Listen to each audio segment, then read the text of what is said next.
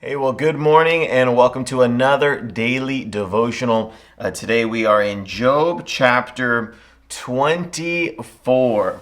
Job 24. So Job is kind of right in the middle of his response to Eliphaz, who that started in chapter 22, and that goes on through 22. And starting in chapter 23, Job had been giving a response to him, and now in 24, he is continuing his response in kind of just an open declaration of what's been going on. If you're just now jumping into the Job series, basically what happened in Job's life is through a test, through this conversation between God and Satan, Satan says, well, Job only worships you because, his life is amazing. If anything ever happened to him, he would deny you and curse you, all these things. And so God allowed Satan to completely remove everything from Job's life, his family, his health, everything. And so through this, we've been having some of his friends, quote unquote friends, come in and tell him different things and do all sorts of arguments. But now we're kind of in this chapter seeing a sort of, the way that Job is processing this painful situation in his life and the way that he is sort of processing persecution. Persecution is something that we all deal with. If you're a Christian, at some point in your life, you're going to deal with persecution, that you are living your life the way that you believe God has called you to live your life. You're following scripture. You're doing things the way, God has called you to do. You're doing things the right way. But for some reason, I think it's because the enemy hates us doing the right thing, people just will do anything they can to get us off track, anything they can to just degrade us, anything they can to push us away.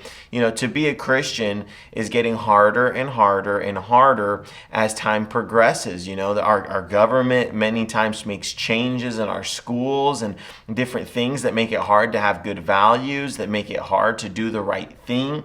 And so he's saying now, okay, but we live in this society where, okay, if I'm following the Lord and I'm doing what I'm supposed to do, and this person's not following God and not doing what he's supposed to do, why is God waiting to judge this person? That's what it starts off with in Job 24, chapter 1, or verse 1. It says this: why does the Almighty not set times for judgment?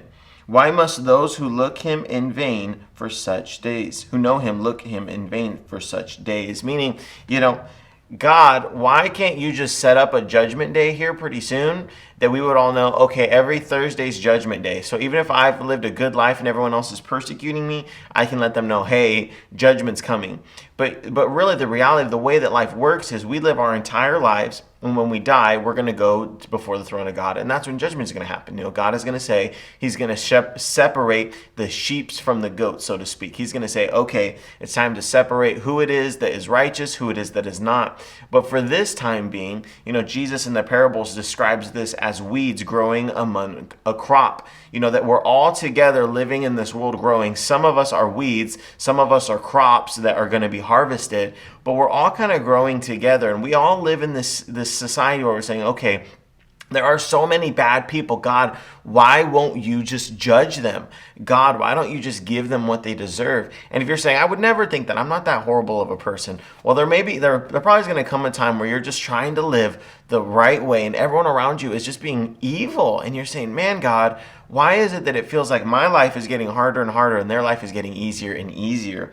And he goes on through this. And if you read the first 12 chapters, 12 verses, well, really all the way through, all the way through 17, he goes on and he just describes how evil people are, and yet nothing's necessarily happening. But then he goes on and he continues to say, just how their life, even here on earth, though that they are living evil, it is still